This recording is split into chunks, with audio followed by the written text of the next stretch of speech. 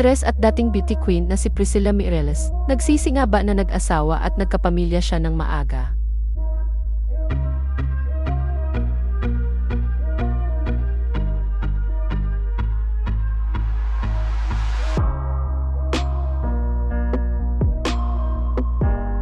Matatanda ang 27 taong gulang ang dating beauty queen nang ikasal siya kay John Estrada sa La Union noong 2011 at makalipas ang isang taon ay biniyayaan sila ng anak na si Aneca.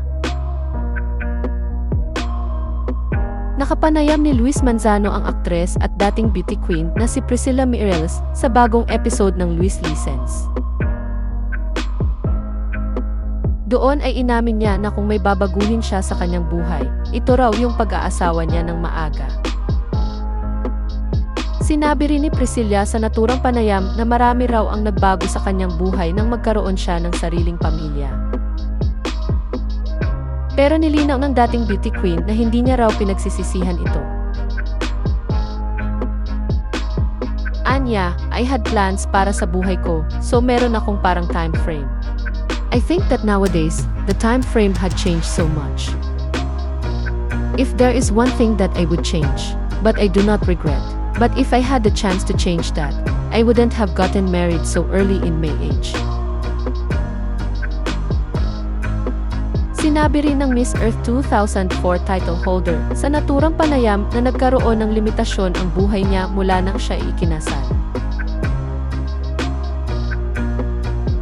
Gayunpaman, umaasa ang aktres na matutuloy din niya ang pagtupad ng dating mga pangarap niya sa tamang panahon. Anya, I do not regret. I have a wonderful family and a wonderful kid. But the thing is, like, I deprived myself of a lot of dreams that I had. So I just pray that this time around, I can somehow resume them, or at least, somehow be able to achieve some of them. Naging sentro ng kontrobersya sina Priscilla at John matapos kumalat ang chikang tuluyan na raw silang naghiwalay.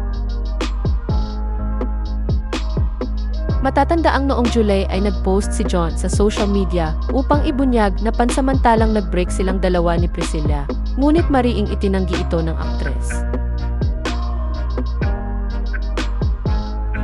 Muling nabuhay ang isyu ng dalawa matapos magsama sila sa F1 Grand Prix junket sa Singapore, pero nilinaw ng dating beauty queen na iyon ay isang working event.